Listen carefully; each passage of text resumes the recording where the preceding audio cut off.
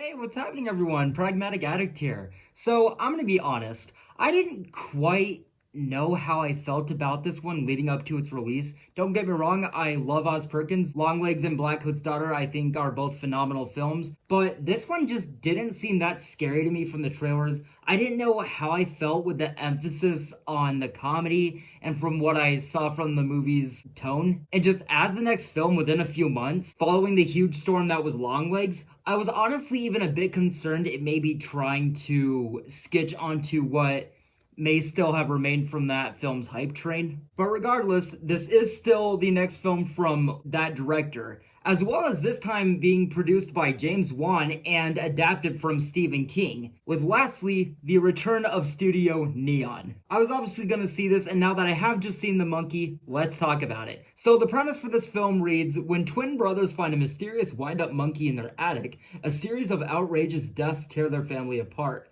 25 years later, the monkey begins a new killing spree, forcing the estranged siblings to confront the cursed toy.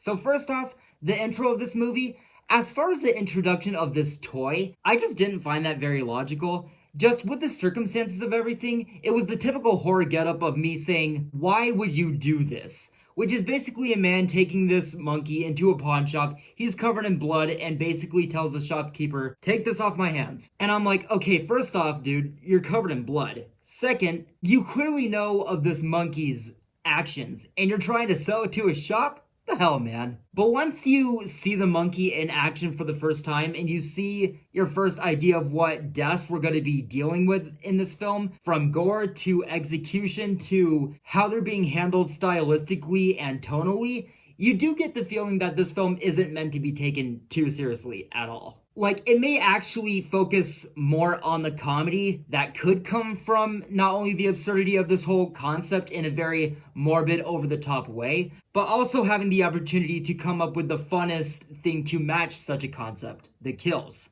And I just saw fun potential toward the opportunity to make solely an unhinged popcorn murder fest. It's also the idea of the characters in this film, in this story, just having to be caught in the middle of and be secondhand to and even try not to be next in line for all of the morbid and horrific absurdity that we were basically promised in this film. I will say though, there was a point where, and pretty early on, where I was like, okay, but I still want some substance. I want some explanation, some reason, some more genuine investment other than just the entire goal for this movie being campy, ridiculous kills. And with the absurdity of the movie's story and concept coming from this director and being adapted from a short story, there was likely to be add-ons to make for a feature-length film, which there is a level of mystery that does help out the runtime, where the film just feels a lot like a dream. You do feel a lot like anything could happen at really any time. And I'll actually say I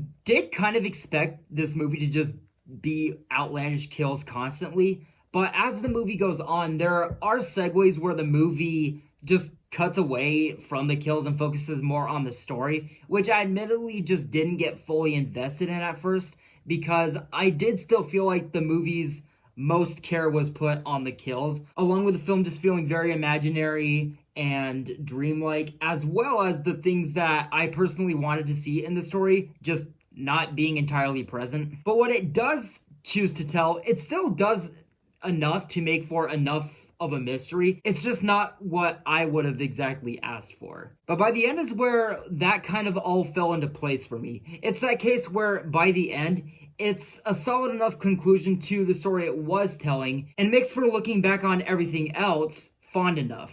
It didn't give me personally everything I wanted, but it did give enough and did give entirely what a number of audience will generally show up for. And overall, I am going to give The Monkey a solid review. But yes, guys, that is going to do it for my thoughts on The Monkey. When the film does come out, I would love to hear your guys' thoughts on it. But with all that being said, guys, I'm going to wrap it up here. Thank you guys so much for watching. I will see you guys in the next video very soon. Take care and have a safe day.